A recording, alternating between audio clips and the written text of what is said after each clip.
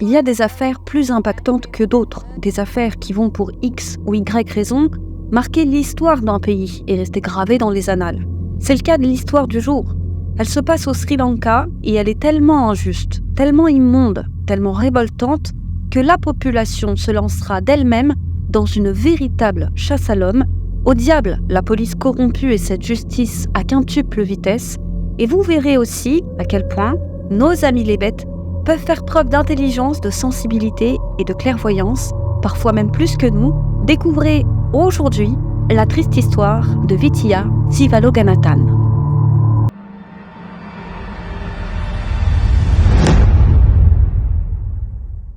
Comme toujours les amis, n'hésitez pas à liker la vidéo et à vous abonner si ce n'est pas déjà fait.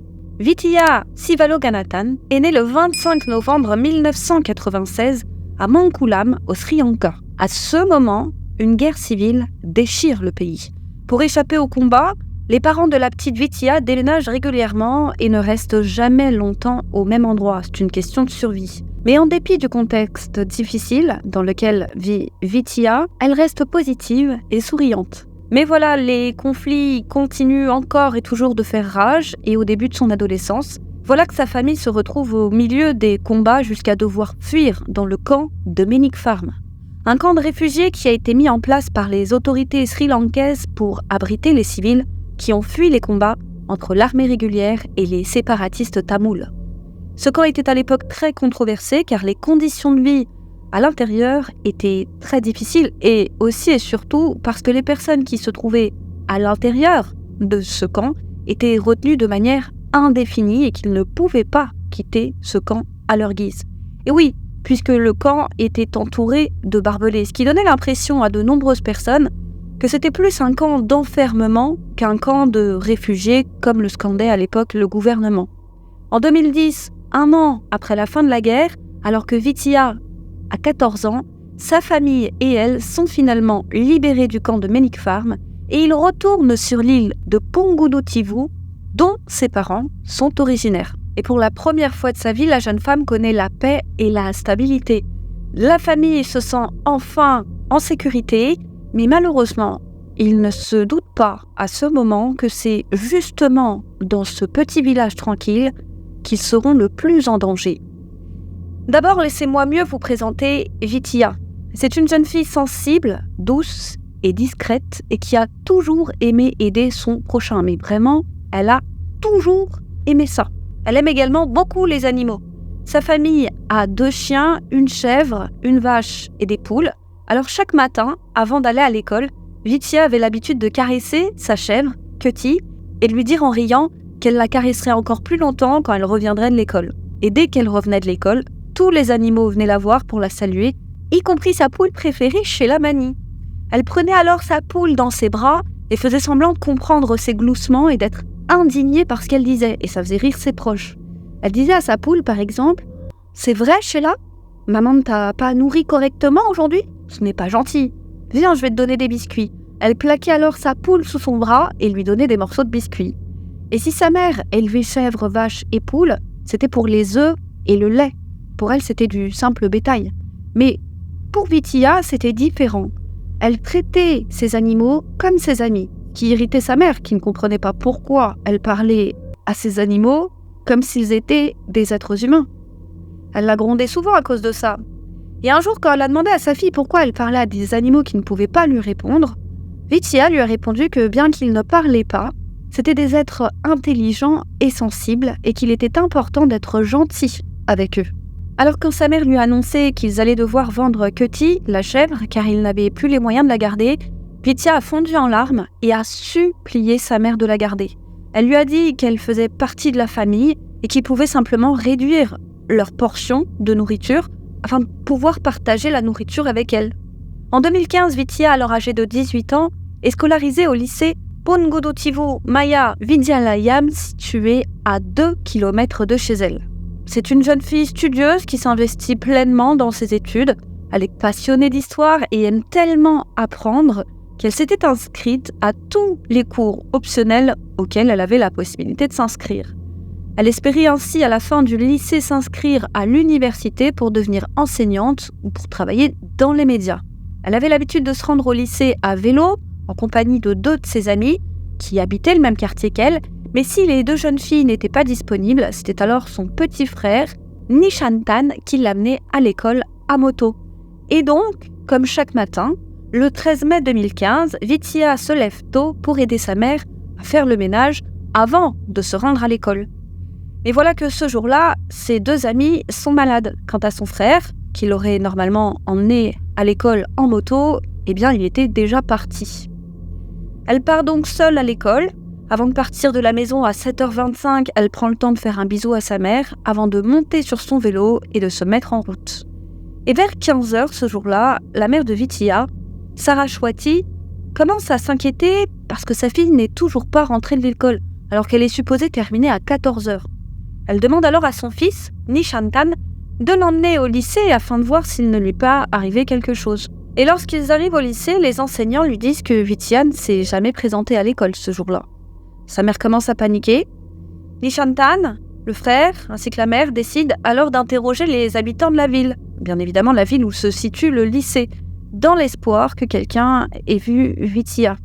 Ils questionnent aussi un membre de leur famille qui possède une boutique près de l'école, et ce membre leur dit qu'il n'a pas vu Vidya ce jour-là. Alors après avoir cherché seul Vidya partout, il décide d'aller déclarer sa disparition au commissariat de police le plus proche. En route pour le commissariat, il croise un officier de police, un checkpoint de Kurigatavan. Ils se disent naturellement que puisque c'est un policier, il sera en mesure de les aider. Et donc, il lui explique la situation.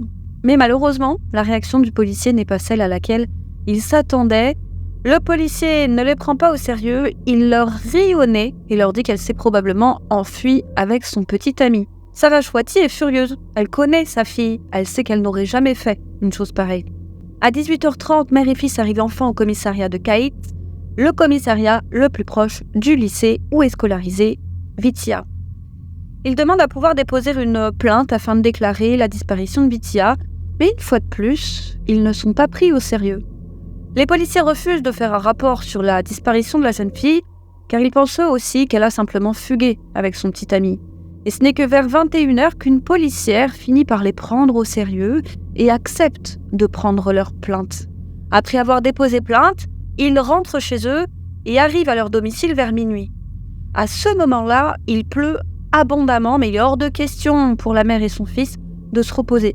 Sachez que le père est dans un état physique assez compliqué, il se remet d'un AVC, il aide comme il peut, mais c'est surtout la mère et le fils qui vont vraiment pouvoir physiquement se mettre à la recherche de Vidya.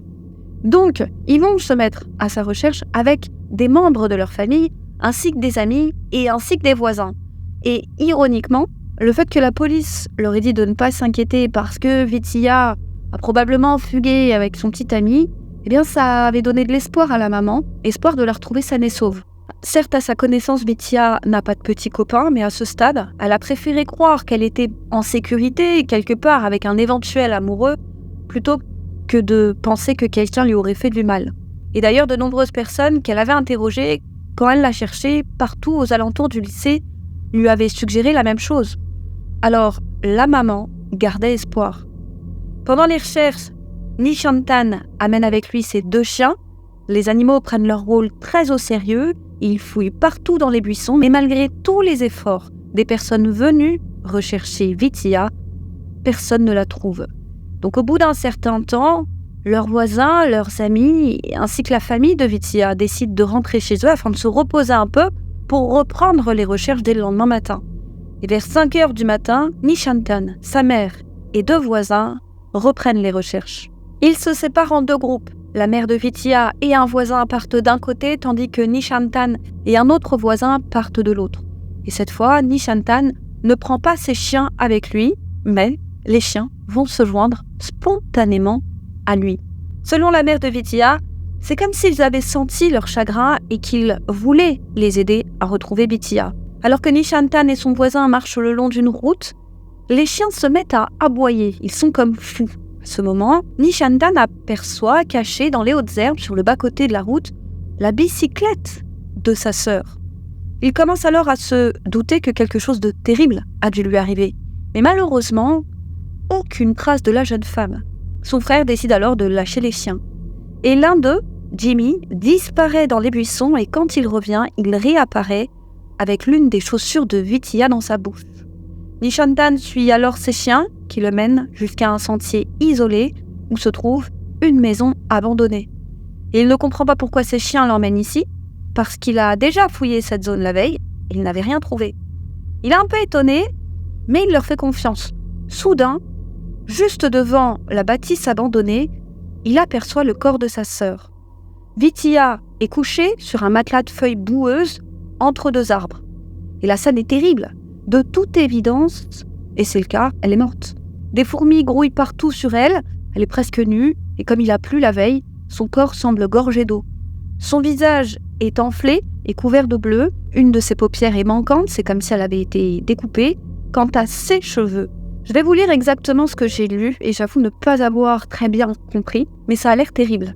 Il se dit que ses cheveux avaient été tirés et attachés à un arbre, et qu'à cause de ça, son cuir chevelu était devenu bleu.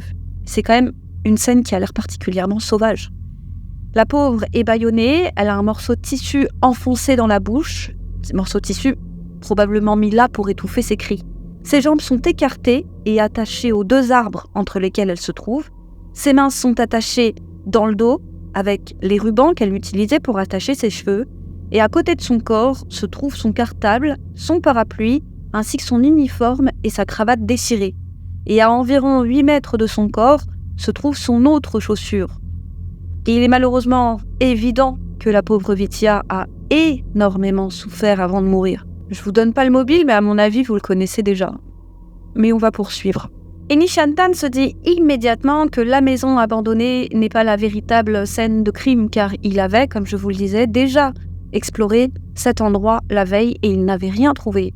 Il est donc convaincu que le meurtrier l'a probablement assassiné ailleurs avant d'abandonner son corps là, après que les personnes qui avaient participé aux recherches soient allées se coucher. Nishantan appelle alors sa mère, qui se trouvait un peu plus loin. Dès qu'elle entend son fils crier, Saraswati comprend immédiatement que quelque chose de grave a dû arriver à sa fille. Elle se met à courir pour le rejoindre. Elle traverse un buisson épineux qui déchire sa robe et se sent même sentir la douleur. Et quand elle arrive, elle aperçoit le corps de sa fille et son fils évanoui. Après ça, elle est tellement bouleversée qu'elle n'ose plus jeter un coup d'œil au corps de Vitiya. Vers 7 heures, Nishantan, qui s'est réveillé épaulé par sa mère, appelle le commissariat de Kaitz pour leur déclarer la mort de sa sœur. Les policiers lui disent qu'ils vont envoyer une équipe sur place, et ce, immédiatement, mais à bientôt 11 heures, personne ne s'est encore présenté. À ce moment, Nishantan comprend que personne ne viendra.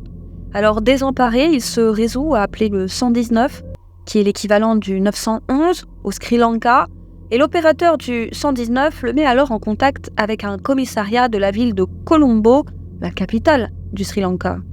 Et cette fois, il tombe enfin sur des policiers disposés à faire leur travail. La police de Colombo contacte alors la police de Kaitz, ainsi que le poste de contrôle de Kurikatavan, et il les somme d'agir. Et enfin, vers 11h et des brouettes, des agents de police arrivent enfin sur les lieux. Un officier du checkpoint de Kurikatavan arrive le premier et les policiers du commissariat de Kaitz arrivent peu de temps après. Le corps de la jeune femme est alors envoyé à l'hôpital de Jaffna pour autopsie. Et d'après le rapport du médecin, la mort de Vitiya est due à une asphyxie par strangulation, une hémorragie interne et une hémorragie provoquée par un coup porté à la tête avec un objet contondant. Et bien évidemment, la pauvre a été abusée. Très rapidement, la nouvelle se propage dans tout le Sri Lanka, et plus que le meurtre brutal dont elle a été victime, c'est l'inaction de la police qui va révolter les Sri Lankais. Surtout les femmes, qui pensent que c'est juste révélateur d'un profond problème qu'a le pays. Les policiers ne prennent pas au sérieux les violences faites aux femmes. Et pour se révolter de l'inaction des policiers en début d'affaire, de nombreux Sri Lankais descendent dans les rues afin de réclamer justice pour Vitiya. À la base, une seule manifestation avait été organisée le 14 mai 2015 à Pongodo-Tivu pour réclamer justice pour Vitiya, mais cette manifestation va susciter une incroyable réaction en chaîne et bientôt d'autres manifestations vont éclater partout dans le pays. Et le peuple n'a plus qu'un nom à la bouche, Vitiya. Mais après la découverte du corps, les habitants du village disent à la maman de ne pas s'attendre à grand-chose, car ce n'est pas la première fois qu'une fille est agressée ou tuée dans l'île, mais que, paradoxalement, écoutez bien, personne n'a jamais été arrêté ou poursuivi en justice pour ça. La pauvre mère aurait pu être désespérée en entendant des propos aussi durs, mais il est vrai réaliste, mais elle garde de la foi. Elle le sent au plus profond de son cœur que cette fois les choses seront différentes. Elle se rend alors dans un temple pour aller prier. Elle tente d'allumer un camphre pour prier, mais la pluie l'empêche d'allumer son camphre.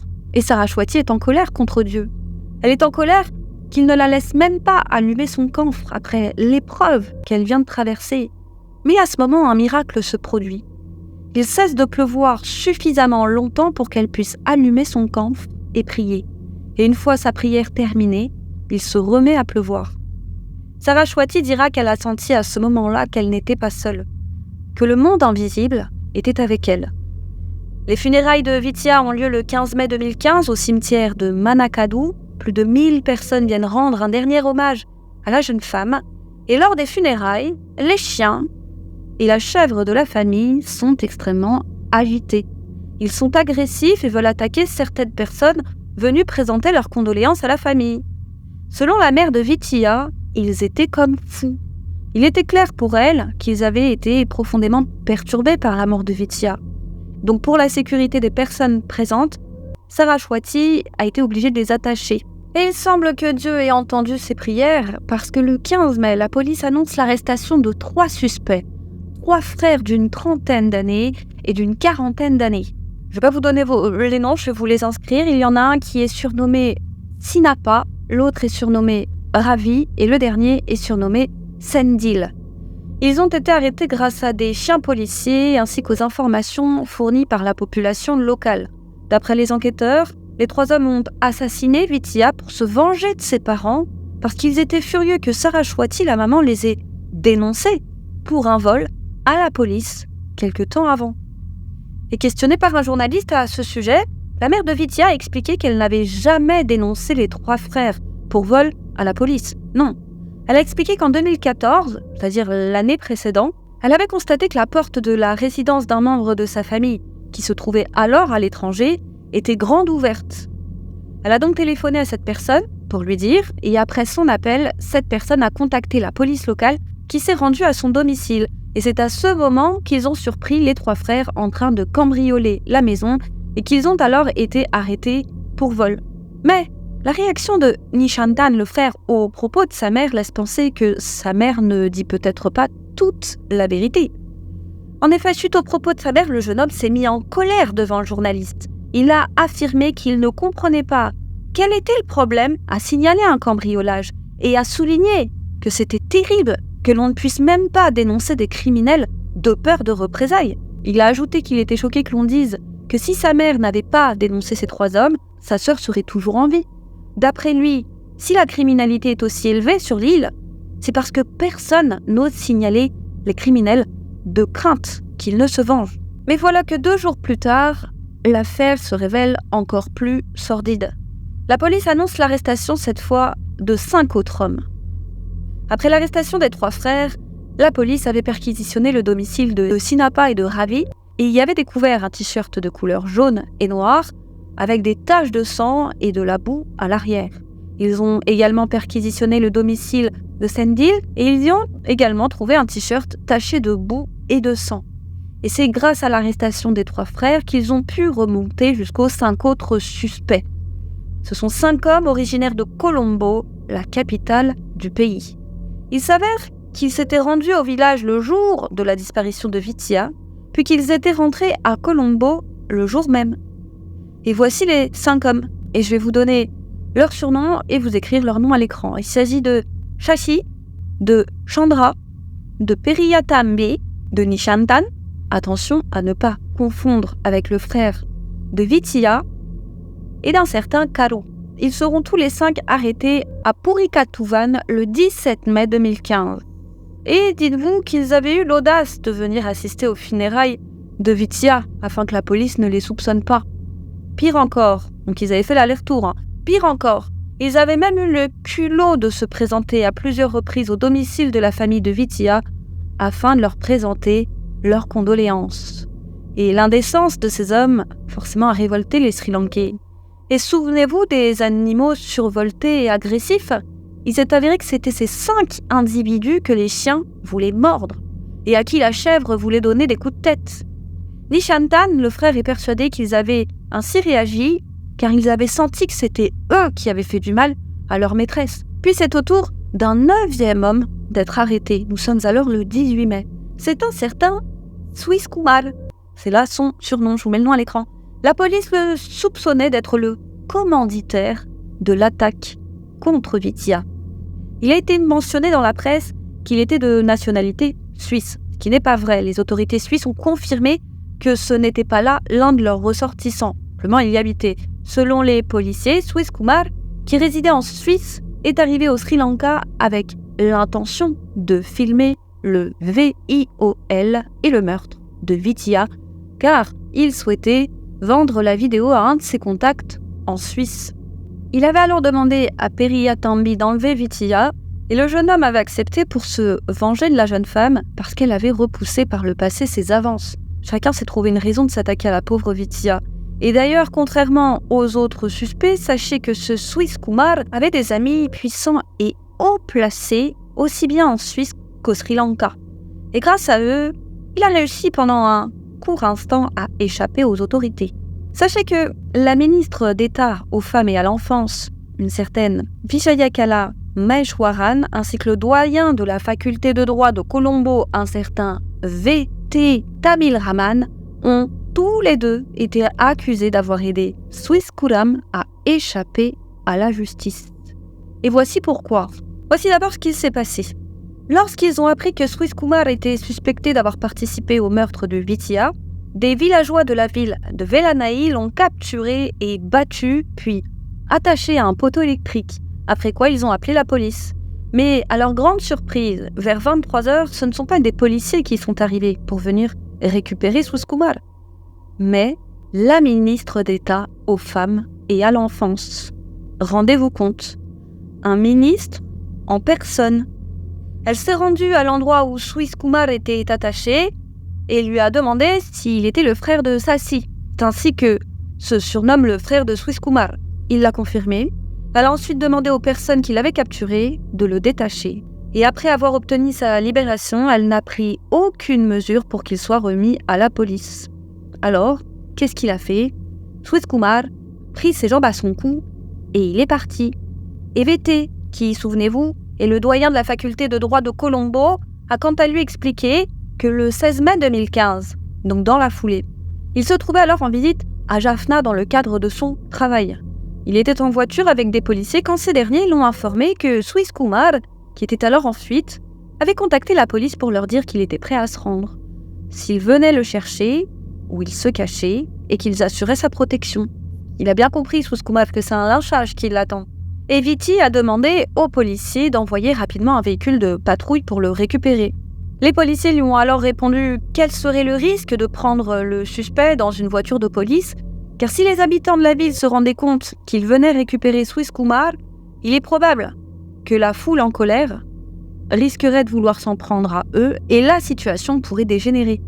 Un policier a alors proposé qu'ils utilisent la voiture dans laquelle ils se trouvaient pour aller récupérer Swiss Kumar en toute discrétion. Et le doyen a accepté.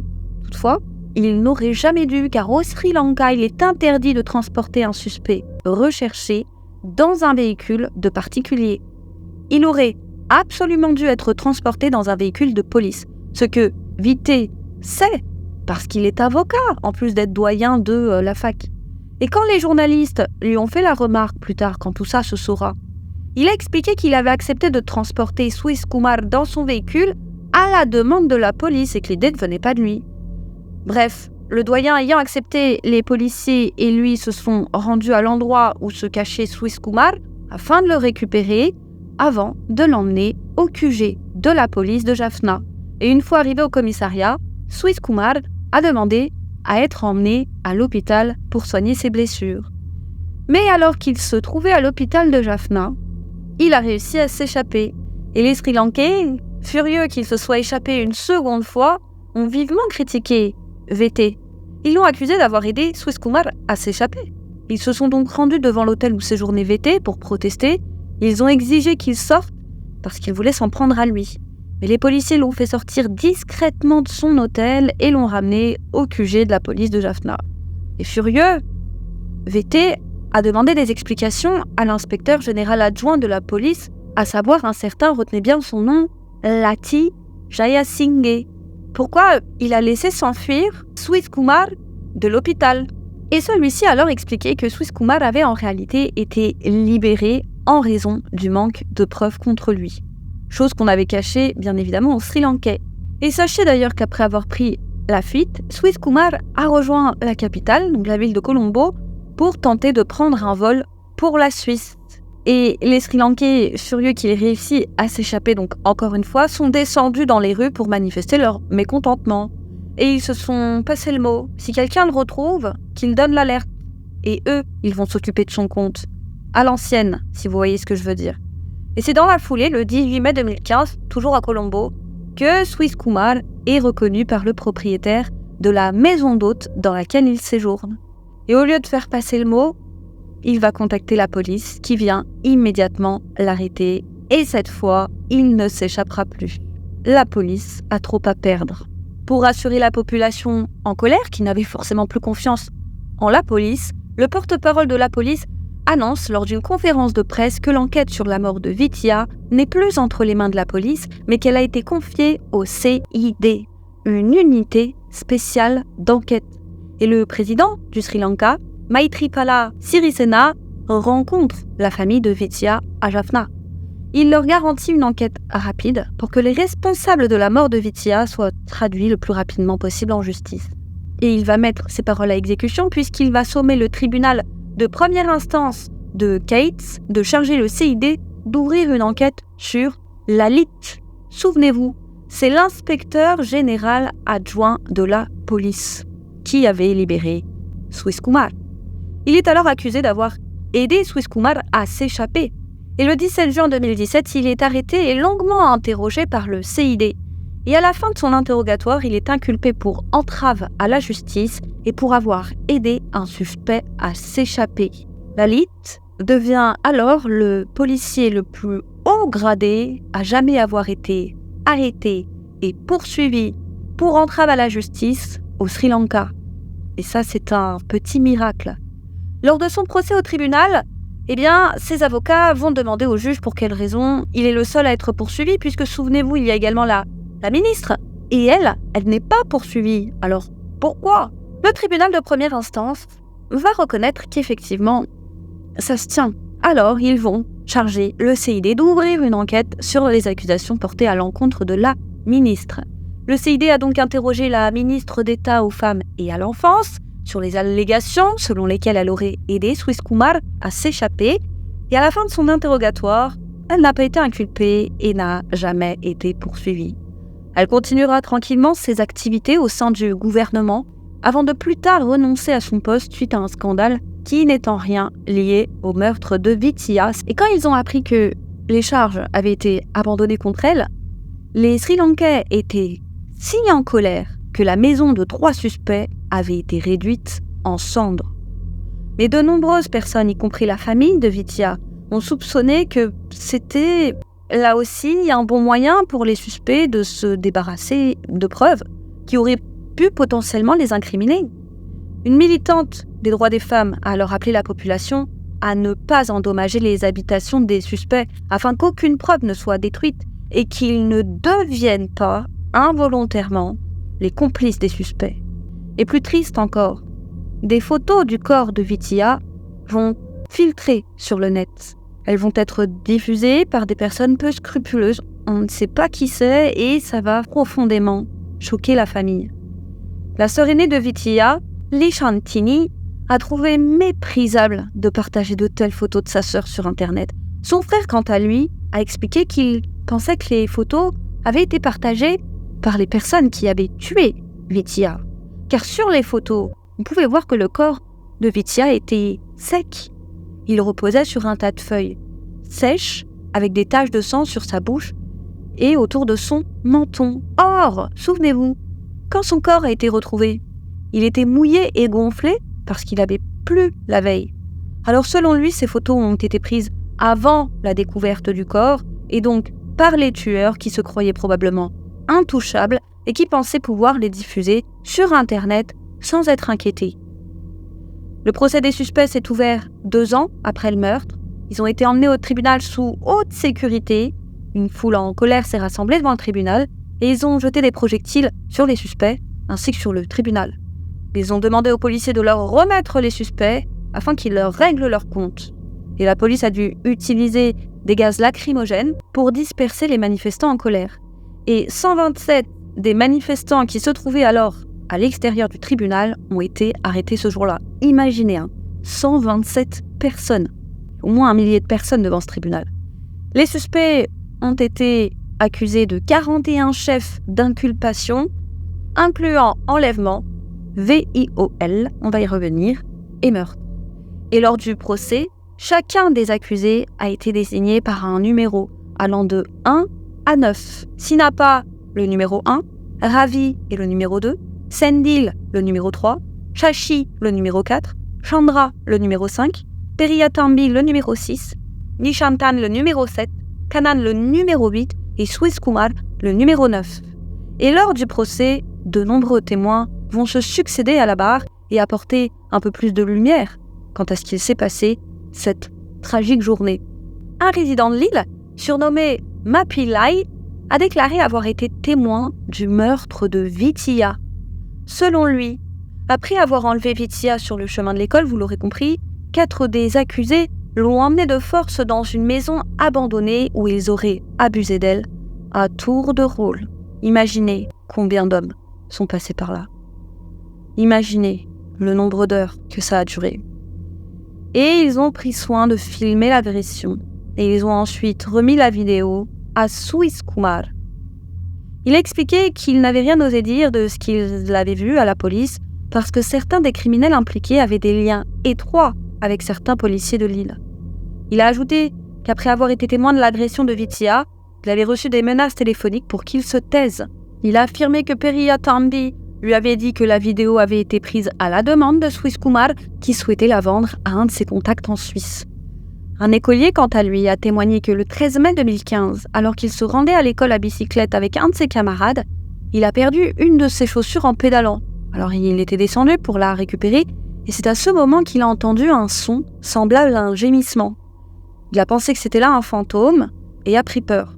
Il est remonté à vélo et c'est à ce moment qu'il a aperçu Ravi, l'un des suspects, qui portait un t-shirt de couleur jaune marchant le long de la route près de l'endroit d'où provenaient les cris. Un témoin du nom d'Udaya Suriyan a déclaré devant la cour de Periyatambi qu'il avait été payé par Ravi une somme de 64 € pour enlever Vithiya et c'était déjà 3 mois avant l'incident. Ce qui veut dire que sans le savoir, la pauvre Vithiya était surveillée. Ils attendaient juste qu'elle soit seule pour pouvoir agir.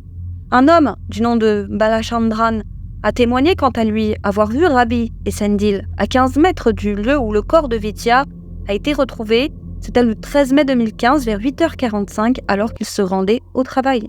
Et un autre témoin, un certain Nishanta de Silva, un ingénieur informatique, a quant à lui déclaré devant la cour que Swiss Kumar lui avait proposé un pot de vin d'un montant de 55 973 € pour qu'il détruise les preuves contenues dans son téléphone portable et son ordinateur que le CID lui avait demandé d'analyser.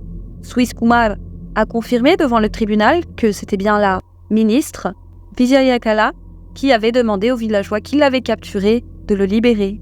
Il a cependant nié être responsable de la mort de Vithiya et a pointé du doigt la marine et l'armée comme étant les coupables. Avant de prononcer leur verdict, les 3 juges en charge de l'affaire ont donné aux suspects la possibilité de s'exprimer devant le tribunal. Les suspects ont ainsi saisi cette opportunité pour déclarer qu'ils étaient innocents. Et au moment de rendre leur verdict, les 3 juges ont affirmé que ni l'armée ni la marine n'étaient impliqués dans le meurtre de Vithiya. Ils ont précisé que toutes les preuves retrouvées pointaient vers 7 des accusés. Selon les juges, le meurtre de Vithiya avait été prémédité par Swiss Kumar, qui souhaitait vendre la vidéo de son agression à un étranger. Ils ont souligné que le CID avait pu mettre à jour des éléments prouvant que Suiz Kumar avait tenté de soudoyer la police afin d'échapper à une éventuelle condamnation. Selon un des juges, Lalit, le policier en chef véreux, a contribué à retarder la condamnation des responsables de la mort de Vitiya en dissimulant certaines preuves. Et ces mêmes 3 juges ont félicité les agents du CID pour les efforts qu'ils avaient déployés pour mener une enquête rapide, efficace et intègre afin de rendre justice à Vitiya. Ils ont ensuite vivement critiqué la police sur la manière dont ils avaient mené l'enquête préliminaire et déploré qu'une ministre soit intervenue pour faire libérer Suiz Kumar, alors même que le public l'avait vaillamment capturé. Et à l'issue du procès, ces 7 hommes dont je vous parlais, vers qui tout pointait, ont été condamnés à mort, dont Suiz Kumar, que ses connexions n'auront pas pu sauver. À l'exception de Sinapa et Nishantan, qui ont été libérés faute de preuves. Les 7 autres accusés ont été, comme je vous le disais, condamnés à mort. Cependant, ils devront tous purger une peine de 30 ans de prison avant d'être exécutés. Voilà, histoire qu'ils goûtent un peu à l'enfer de l'incarcération avant toute autre chose. La mère de Vitiya a déclaré aux journalistes qu'elle était satisfaite du verdict rendu par les juges et a remercié d'ailleurs toutes les personnes qui s'étaient battues pour que justice soit rendue à sa fille. Malheureusement, la mort de Vitiya a eu un impact profond sur sa famille. Toute la famille a été profondément traumatisée psychologiquement. Ils sont tous tombés malades à plusieurs reprises et en raison de cela, ils font encore aujourd'hui de nombreux allers-retours à l'hôpital. Ils ont somatisé la douleur de l'esprit qui a eu un impact direct sur leur corps. Et en particulier le papa de Vitiya qui avait été, comme je vous le disais, victime d'un AVC avant le drame. Avant la mort de Vitiya, il se remettait plutôt bien de son AVC, mais depuis l'incident, son état de santé s'est fortement dégradé et ses proches ont dit qu'il survivait plus qu'il ne vivait. Quant à la mère de Vitiya, elle expliquait que les chiens de la jeune femme continuent en vain d'attendre le retour de leur maîtresse et qu'ils regardaient toujours la route à l'heure de son retour de l'école. Ils n'ont jamais cessé d'espérer. Elle a ajouté qu'ils se rendaient régulièrement à l'endroit où elle était enterrée et qu'ils étaient heureux à chaque fois qu'ils voyaient des photos d'elle. Voilà. C'est tout pour aujourd'hui, les amis. Imaginez un peu le calvaire qu'a vécu Vitiya. On considère qu'elle a dû supporter les assauts de plusieurs hommes sur une plage horaire de plusieurs heures. On parle de plus d'une 12aine d'heures. Voilà, on va conclure avec une citation très célèbre. Parfois, je cite, « L'homme est un loup pour l'homme ». Voilà, c'est tout pour aujourd'hui. Comme toujours, merci de nous avoir suivis. N'hésitez pas à liker la vidéo si elle vous a plu, à vous abonner si ce n'est pas déjà fait, et à venir discuter tous ensemble en barre de commentaires. Et comme vous savez si bien le faire dans le respect, comme on dit, on a la communauté qu'on mérite.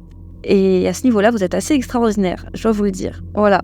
Quant à nous, on vous dit à très vite sur YouCrim pour une autre triste histoire, les amis.